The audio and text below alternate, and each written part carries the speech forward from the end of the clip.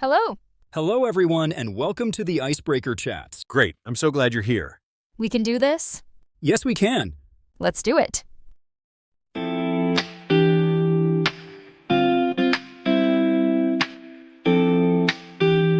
Hey, Anna. How's it going?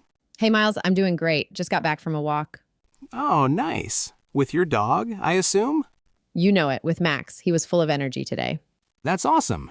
You know, that's a perfect topic for today. I was thinking we could chat about something we both do every single day, walking the dog. I love that idea. It seems so simple, but there's actually a lot to talk about. Exactly.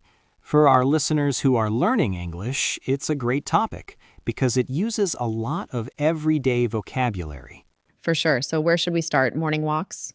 Yeah, let's start there. Are you a morning walk person?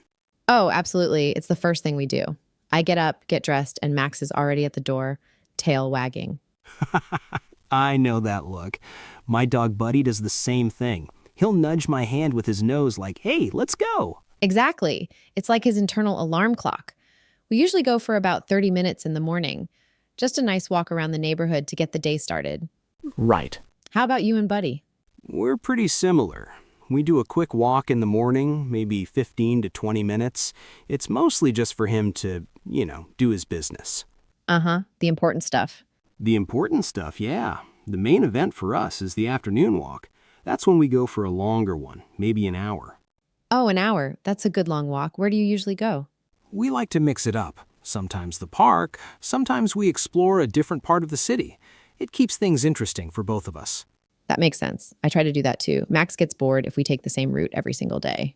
Totally. He starts to drag his feet a little. Yeah, he does. He'll stop and sniff one spot for like 5 minutes straight. I think it's his way of protesting.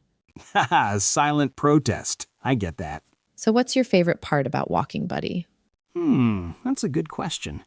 I think I just love watching him be a dog, Seeing how happy he gets when he sees a squirrel or gets to chase a ball. Oh yeah, that pure joy. Exactly. He's so in the moment. It kind of reminds me to be more present too. That's a really good point. It's almost like a form of meditation. You're outside, you're moving, and you're focused on your dog. Right. It pulls you away from your phone and your worries for a little while. What about you? What's your favorite part?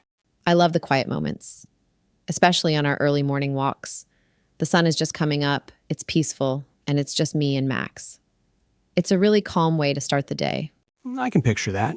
That sounds lovely. And I also love meeting other dog owners. You get to know people in your neighborhood that you might not otherwise talk to. Oh, for sure. It's like an instant connection. You can just start talking about your dogs. Yeah, you see someone and you're like, oh, what a cute dog. What's their name? And suddenly you're having a full conversation. It's a great icebreaker.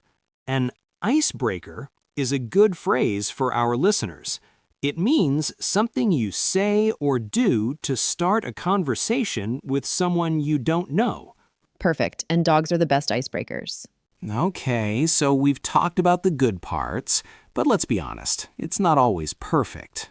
What are some of the challenges of walking the dog? Oh, the weather. Definitely the weather. Right? Walking in the pouring rain is probably my least favorite thing. You're soaked, the dog is soaked, and then you have to deal with the muddy paws all over the house.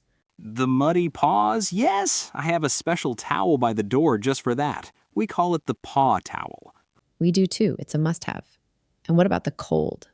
When it's freezing outside and you have to put on 5 layers just for a 15-minute walk. Oh, yeah.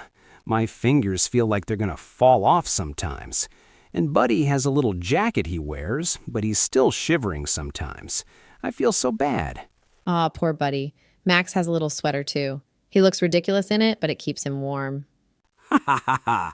We need to see a picture of that. I'll send you one. Another challenge for me is when Max decides he wants to eat something he finds on the street. Oh, no. The worst. I have to be so quick. The command leave it is one we practice a lot. Leave it is a lifesaver. Buddy once tried to eat an old piece of pizza he found. It was a whole struggle. A pizza slice? That's impressive. For listeners, leave it is a command we teach dogs to tell them not to touch or eat something. Very important command. And of course, there's the cleanup duty. Ah, yes, picking up the poop. It's not glamorous, is it? Not at all, but it's part of the deal. A responsible dog owner always cleans up. What about dealing with other dogs? Do you ever run into any issues there? Oh, sometimes. Max is friendly, but he can be a little nervous around really big, loud dogs. So I have to be aware of our surroundings. Yeah, you have to read the other dog's body language. Buddy wants to be friends with everyone, which is great, but sometimes other dogs don't want to play. Right, and you have to respect that. It's about keeping everyone safe and comfortable. Exactly. Knowing when to pull your dog away and just keep walking. Always. It's a sign of respect for your community and your neighbors. That brings us to gear. What are your must-have items for a walk? Okay, number one, obviously poop bags. Never leave home without them. Never. I have them stuffed in the pockets of every jacket I own.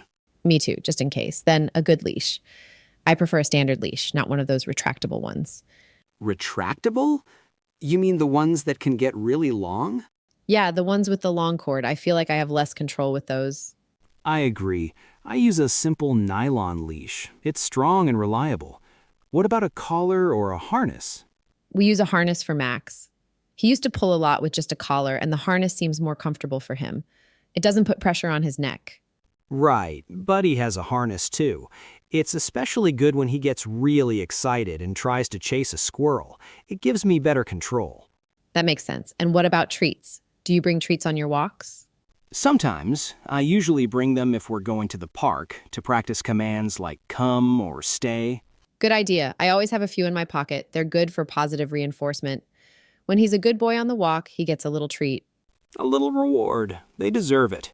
Have you ever forgotten a crucial piece of gear? Oh, yes. I once got all the way to the park and realized I'd forgotten the poop bags. Oh no, the walk of shame. Totally. I had to ask another dog owner if they had a spare. It was so embarrassing. I've done that. It happens to the best of us. Luckily, dog people are usually pretty friendly and willing to help out. They really are. It's a nice community. So we mentioned parks. Do you have a favorite park you like to take Max to? We do. There's a big park a few miles from my house that has these amazing walking trails through the woods. Oh, that sounds perfect. It is. Max loves it because there are so many new smells for him to investigate. He just comes alive out there. I bet. Buddy loves the woods too, all the sticks he can find. Oh, the sticks. Max thinks every stick is the best stick in the world. He'll try to carry one that's way too big for him. Yes, Buddy does that too. He'll be dragging a giant branch behind him, so proud of himself. It's hilarious. It really is. What about other places? Do you ever just walk around the city? We do. Sometimes it's fun to walk through the more busy parts of town. It's good for his socialization. Socialization? Yeah, getting him used to different sights and sounds, cars, buses, lots of people. It helps him be a calm and confident dog. That's a great point. I should probably do that more with Max. He can be a little nervous around loud noises.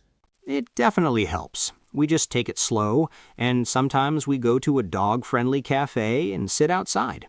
Buddy will just lie down and watch the world go by. That sounds so nice. A coffee for you and a relaxing time for Buddy. Exactly. It's a win-win. It's so interesting how different dogs have different personalities on their walks. What's Buddy like? Buddy is an explorer. He has to sniff absolutely everything. Everything? Everything. Every tree, every bush, every lamppost. Our walks are sometimes very slow because he's just gathering information. Haha, he's reading the P-mail. The P-mail. That's the perfect term for it. I'm going to use that. It's true. That's how they learn who's been around the neighborhood. Right, so he's a big sniffer. But he's also very friendly. He wants to say hi to every person and every dog we pass. Ah, that's sweet. Max is a bit more reserved. He's polite, but he's not going to run up to a stranger. He kind of waits for them to approach him. A little more cautious. Yeah, but his main focus is his ball. If I bring a tennis ball, he doesn't care about anything else. He'll just stare at me, waiting for me to throw it. He's laser focused. Completely. He would play fetch for hours if I let him. Fetch is when you throw something and the dog runs to get it and brings it back. A classic dog game. Buddy loves fetch too, but he's not as obsessed as Max sounds. No one is as obsessed as Max. This has been a great chat. I think we've covered a lot. maybe before we finish, we can quickly go over some of the vocabulary we used for our listeners? Great idea. What were some of the key words? Well, we talked about equipment. We mentioned a leash, which is the strap you hold to walk your dog. And a harness, which is the set of straps that goes around the dog's body instead of just a collar around the neck. Right, and of course, the very important poop bags for cleaning up. Can't forget those. We also mentioned some commands like leave it, which tells the dog not to touch something. And we talked about playing fetch, which is the game of throwing a ball or a stick for your dog to bring back. What about the word socialization? That's a good one. Yeah, socialization is the process of training your dog to be comfortable and behave well around other people, other dogs, and in new situations. Perfect. And you used a great phrase, an icebreaker. Right, an icebreaker is something you say or do to get a conversation started with new people, like talking about your dogs. Any others? We talked about dogs sniffing a lot. To sniff is to smell something by taking short, quick breaths through the nose. And you called it reading the P-mail, which was hilarious and a great way to remember what they're doing. Haha, thanks. I think that's a good list. Simple, useful words for everyday conversations. This was so much fun, Miles. I feel like I could talk about dogs all day. Me too. It's a topic with endless stories. Thanks for sharing all your dog walking adventures. You too. And to all our listeners, we hope this was a fun and useful conversation. If you have a dog, maybe this will make you think about your walks a little differently. And if you don't have a dog, maybe you can just enjoy watching them play in the park. Exactly. Well, I think Max is signaling it's time for his evening walk. Haha, Buddy's looking at me right now too. I think they know we're talking about them. They always know. You know, speaking of their funny habits, it reminds me of a story from last week with Max. Miles, thanks for all the time we have for today on Icebreaker. We hope you found our conversation helpful. See you soon. By Anna.